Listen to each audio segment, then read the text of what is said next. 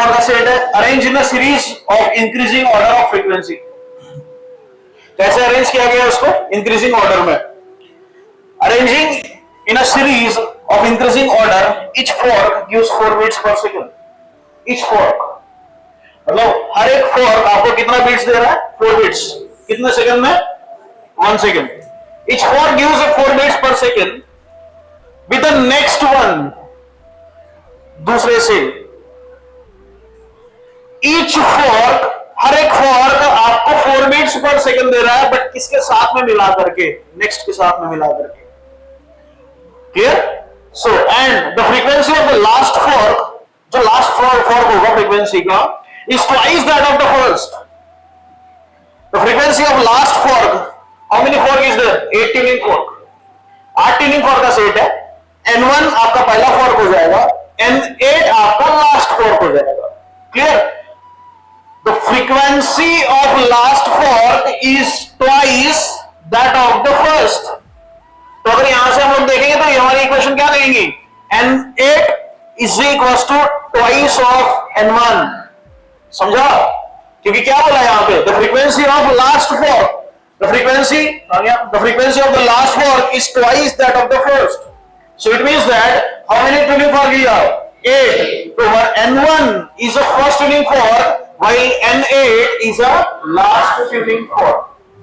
तो बोल क्या रहा है कि भैया जो फ्रीक्वेंसी है last fork is twice of the first. So it means that N8 is equal to twice of N1। N8 is equal to twice of N1.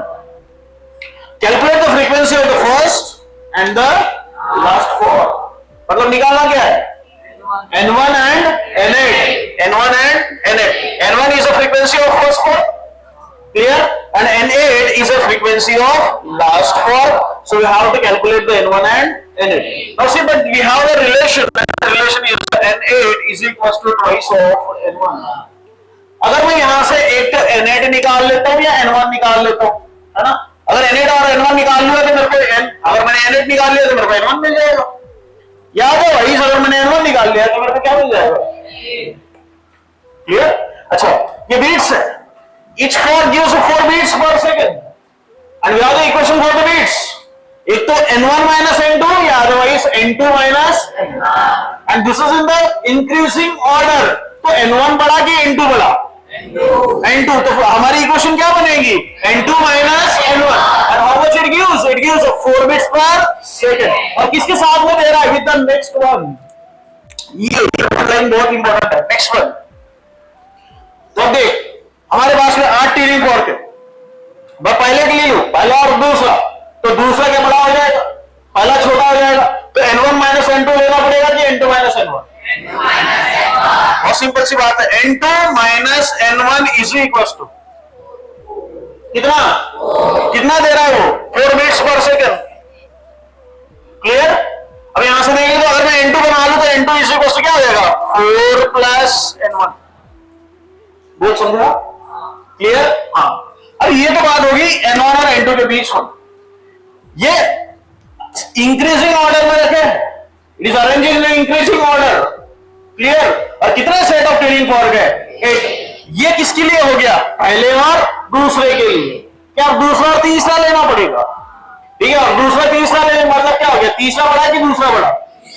तो N3 माइनस N2 तो कितना दे रहा है? N3 माइनस N2 कितना? 4। ये 4 दे रहा है। Each bits बोला है उसमें। ईच फॉर्क गिव्स 4 बिट्स पर सेकंड। ईच, हर एक, है ना? क्लियर? तो ये क्या हो गया? N3 माइनस, बोल clear? N3 minus N2 is equal to 4। तो N3 इज इक्वल टू क्या हो गया? 4 प्लस और सी दिस इज N2, जो N2 है हमारा 4 प्लस N1 है। क्लियर है क्या? ठीक है, चलेगा अगेन। मैं यहां भी N2 का वैल्यू पुट कर देता हूं तो N3 मेरा क्या निकल के आएगा? देख, सो N3 is equal to 4 plus N1। बोल नहीं समझा? अरे समझा क्या?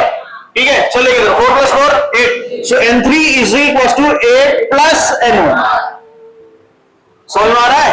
चलिए कहां तक पहुंचे हम लोग? N3 तक। But total number of frequency कितनी है?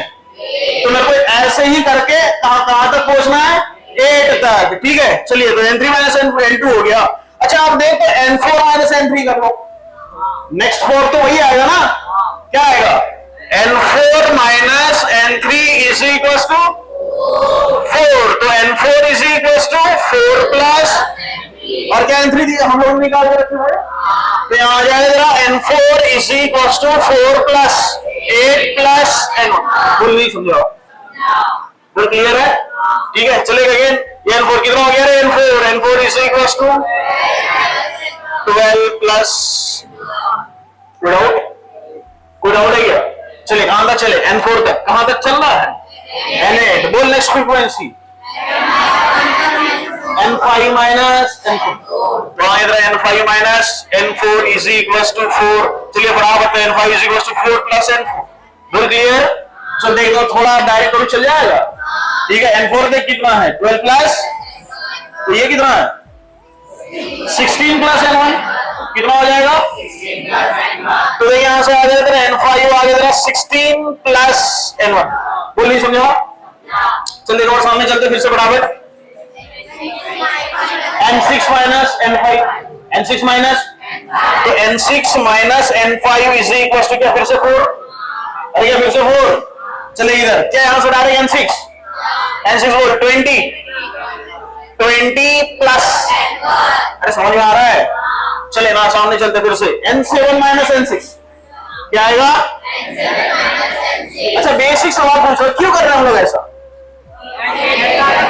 N8 तक जाना है और मेरे को हर एक पॉइंट कितना दे रहा है, समझ में आ रहा है? इसलिए हम लोग ऐसा कर रहे हैं।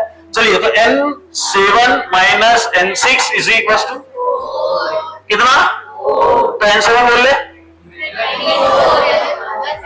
बोल क्लियर? चल लास्ट फ्रीक्वेंसी तक पहुंच जाएंगे अभी। N8 माइनस बोल क्लियर कितना दे रहा है? 4। कितना दे रहा है? चलिए तो N8 is equal to 4 plus N4 N7। बोल क्लियर? तो N8 देख ले कितना आ गया? 28। अरे आ गया क्या?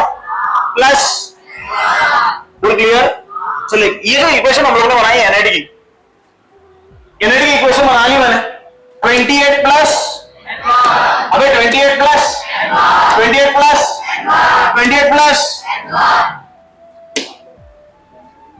क्या N1 निकल जाएगा? अरे निकल जाएगा क्या?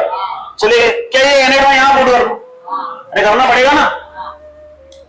ठीक है, चलिए इधर 28 plus N1 is equal to 22। बोल नहीं समझा? क्या ये N1 इधर, क्या ये माइनस N1, तो 2 में से 1 गया। अबे ये N1 इधर ही है तो ये माइनस हो जाएगा, तो ट्वाइस N1 माइनस N1 ना, तो 2 में से 1 गया तो 1 बचा ना, तो 28 इज इक्वल टू क्या हो जाएगा? तो N1 कितना मिला? क्या पहली फ्रीक्वेंसी मिली है? अच्छा दूसरी फ्रीक्वेंसी देख ले, ऐसे समझ में आ जाए। लास्ट वाली फ्रीक्वेंसी देख ले, N8 is equal to twice N1, N8 is equal to N1 निकाल लिया। क्या यहां डाले तो फिर डायरेक्ट 56। बोल नहीं समझा?